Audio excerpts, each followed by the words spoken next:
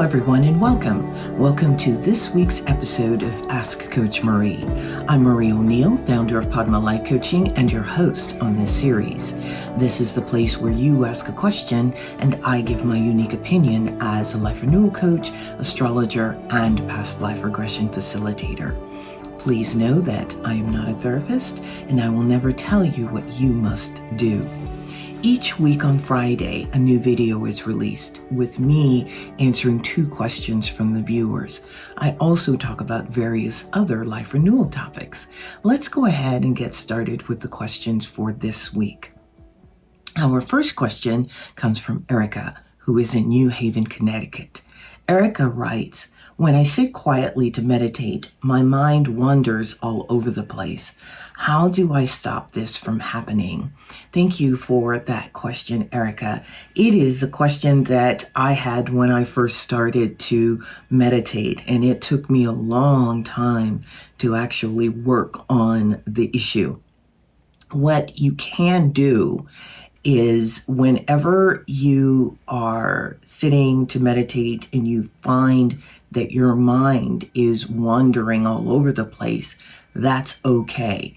Be okay with that. What you want to do, however, is bring your mind back to the present moment every time you recognize that it has moved on to another thought, because the thoughts just keep coming over and over and over again.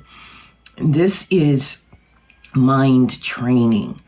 When you are sitting quietly and you're bringing your mind back to the present moment, at every instant when you recognize that your mind has wandered, you'll find that over time, you'll have larger gaps in between thoughts, in between your mind wandering. And where you find enlightenment and where you find your joy is in those in-between moments. They're sweet, they're really nice, so that you do want to increase the amount of time that you have in between thoughts. That said, as I said at the beginning, please do not beat yourself up because your mind is wandering all over the place. This is how we have been functioning in our lives, all of our lives for the most part. And when you're sitting quietly, paying attention to your thoughts, you're paying attention to them, and therefore you realize and recognize how many thoughts you actually have. So, as I said, bring your mind back to the present moment every time that you find yourself moving away from the present moment.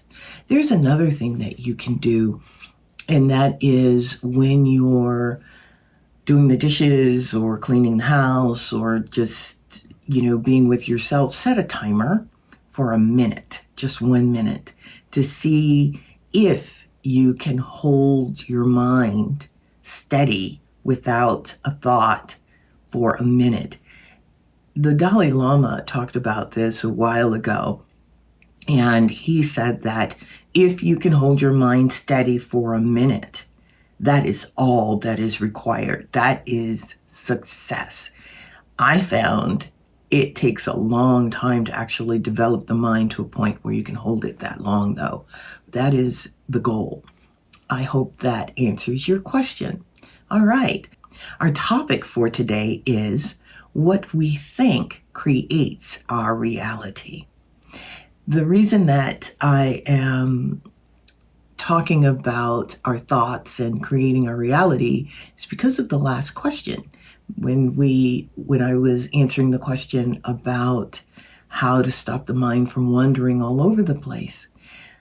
When we want to create something, we need to focus on it. We need to make sure that we focus 100% on it and feel the feeling of having it so that we create what it is we want. A lot of times when we are going about our day, we're thinking thoughts without even being aware that we're thinking particular thoughts. We can say that we want something in particular. Say you want to buy a new car. However, if underlying that thought, you don't have the belief that you deserve it or that you can afford it or that it'll actually happen, then that is what you create, which is why you want to pay attention to your thoughts. Every thought that you have, you want to actually spend some time contemplating that thought and where it comes from. Is it a positive thought? Is it a negative thought? Because it's that underlying current that is creating your reality. And you know what that underlying current is if you pay attention to your thoughts. Try doing it for maybe an hour, just paying attention to your thoughts and what you're saying to yourself about yourself. And you'll be amazed at what you will discover. If you find that you're having more negative thoughts, then that needs to change, because the universe gives us what we ask for, no matter what it is. And sometimes what we ask for consciously is not what we're really asking for. That's why you want to pay attention to your thoughts and change your thoughts. All right. The next question that we have comes from Teresa, who is in Austin, Texas. Teresa writes, "There's a Buddhist temple in my neighborhood. I'd like to go check it out, but since I'm not Buddhist, I wonder if this would be okay. What do you think?" Thank you for asking that question, Teresa. And by all means, if you have a Buddhist temple in your neighborhood, go ahead and visit. There will always be a monk or nun or someone there who can show you around and answer your questions. I'm 100% sure you're going to find statuary there, statuary of the Buddha, maybe even Padmasambhava if it's a Tibetan Buddhist temple. Padmasambhava was the Indian saint who took Buddhism to Tibet. So you might find statuary there of him. You also might find statuary of Tara.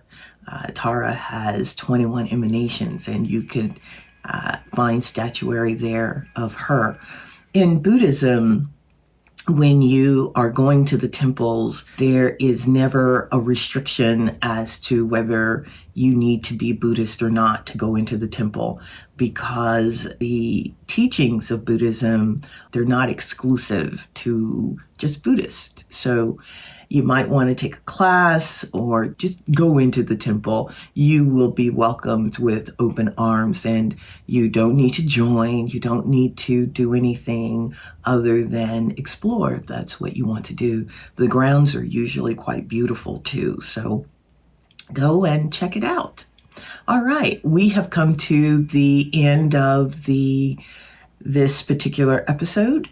So I look forward, of course, as always, to answering your questions.